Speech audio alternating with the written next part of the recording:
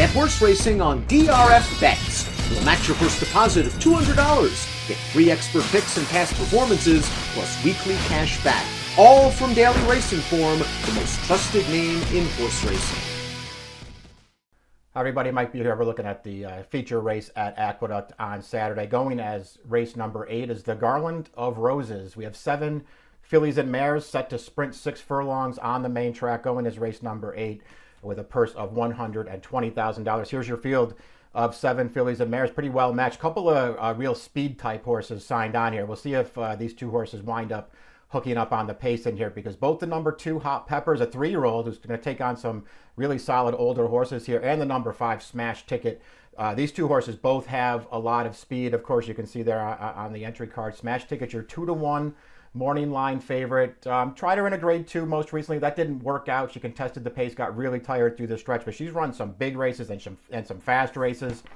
She's still relatively lightly raced as well, so I don't feel like we've necessarily seen the best race from this 3-year-old filly to this point. It'll be interesting to see if she can continue that forward progression, and we'll see if she can do it if she has to hook up early with a horse like Hot Peppers, who is just a front-running type of horse who doesn't like to concede the early lead.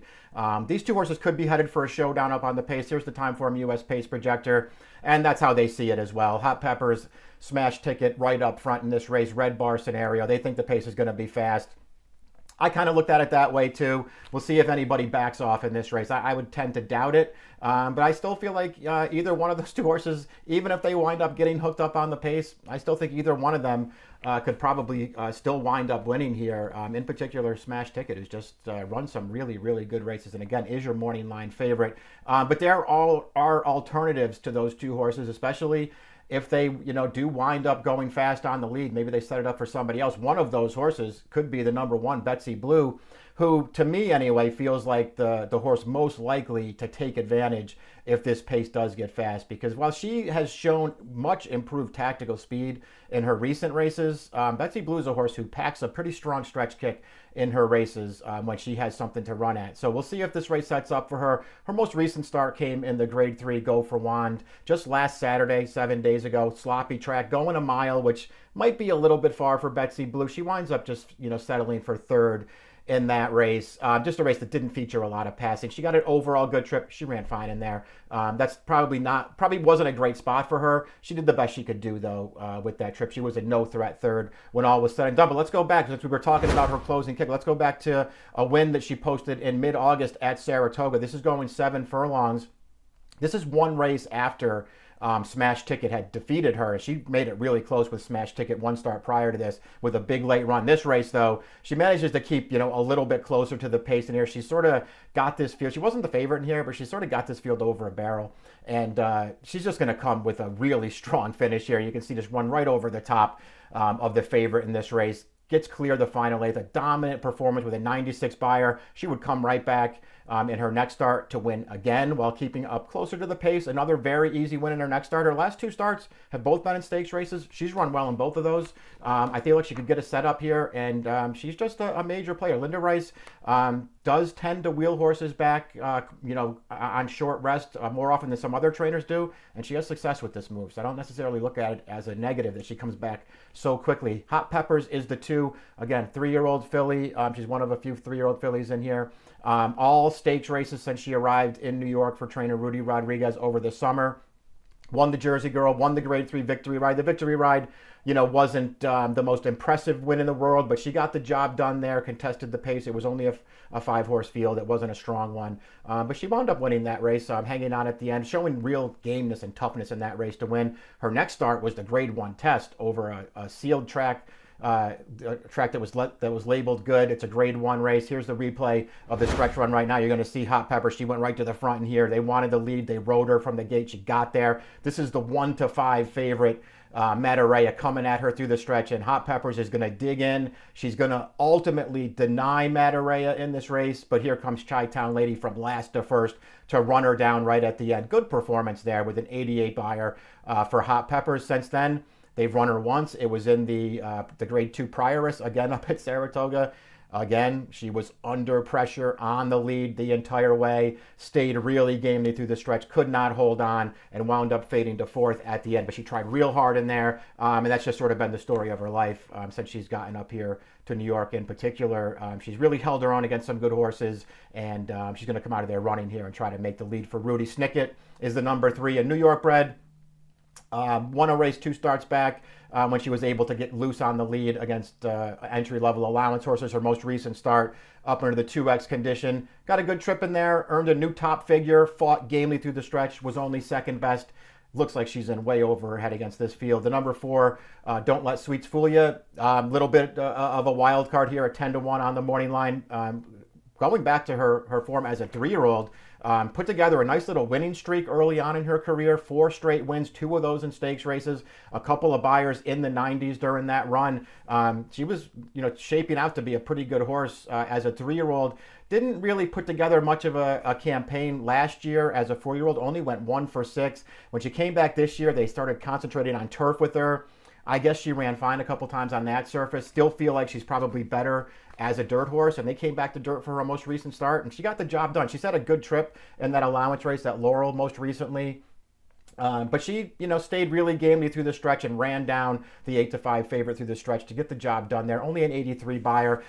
She has those back races that make you feel like that if she can get back to one of those, maybe she can contend here. It does feel like she's going to have to do that, though, but she's another horse with pretty good tactical speed. I don't think she needs the lead to be at her absolute best. We'll see. This is not an easy spot for her, but, she's far from impossible in here at a fair price. Smash Ticket, I think she's the horse to beat. Another 3-year-old, a lot of speed. She was good at 2.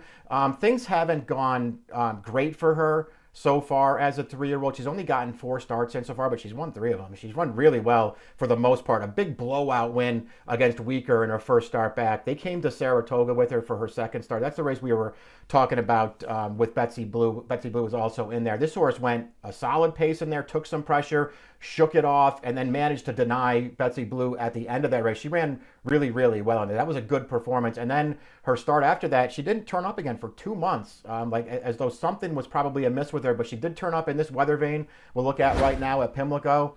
And it's just a dominant performance, right to the lead in here. Had some horses trying to challenge her around the turn, would not let them into the race. Put away all of the rivals that were closest to her through the stretch, and she wins clear. This is a good performance with a 96 buyer.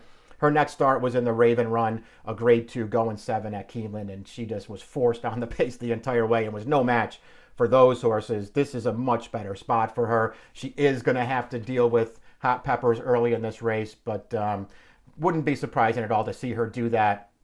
And I feel like she could actually have a really good winter here if they can keep her in training and then go on and be a pretty good older horse as well. This filly's pretty good, and I think she's the horse to beat in here. Disco Ebo is your number 6, 20-1 on the morning line. She does come in off of back-to-back wins for trainer Butch Reed, who's, he ships in the right horses here to New York, won a couple of races over the weekend, including that Go for Wand that Betsy Blue was in.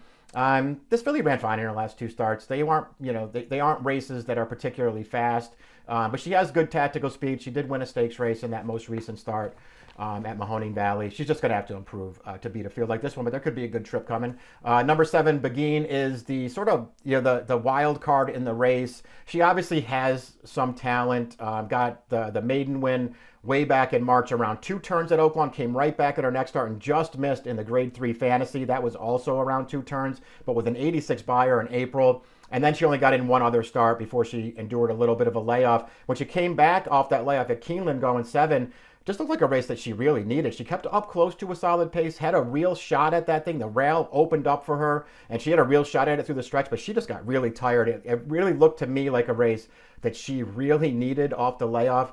And then she came back with this performance that we'll look at right now. She's going to be second best here at Aqueduct, going 6.5 furlongs. And it's another race where she runs fine. She certainly has a shot at this race as well, and she just can't quite get to front-running Rosa Veloce in here. The interesting thing about this race is you can see them just putting distance on the rest of the horses in there, just leaving everybody far behind. The interesting thing about this race, though, is it just came back so fast. A 101 buyer for Beguine, a 102 for Rosa Veloce. And it's just, more than anything else, it's a number that's really hard to get behind. And we'll see, it's just, to me, it's one that could use a lot of confirmation. And we'll see if anybody, as they start to run back out of the race, if they can confirm it. Because, it's pretty clear when you look at Beguine's past performances, and she's still lightly raced enough that you want to, obviously leave her open to improvement. And she certainly ran well there. But Rosa Veloce is a horse who's been around. I mean, that was her 22nd career start in that race. And her prior buyer top before that was an 85. That was the fastest she had ever run in her career. And then all of a sudden she jumps up there and runs a 102. I don't know, man. It's a figure that's hard for me to buy into. Obviously, if Beguine can run, back to that race or even close to it, she's probably going to win here. They'll put blinkers on. She has a perfect post on the outside with tactical speed. I don't know, man. I couldn't buy into it. I feel like she's going to take money in here, so I didn't really want to bet her. We'll put the picks up there now. I think Smash Ticket's the horse to beat. I'm hoping that Hot Peppers can keep her occupied enough on the lead that it will give Betsy Blue a chance to run him down in the stretch. And I put Betsy Blue on top. 1 and 5 are the main horses for me in the Garland of Roses at Aqueduct. Your feature race on Saturday. It goes as race number 8. The approximate post time will be 3:40 Eastern Time. Good luck.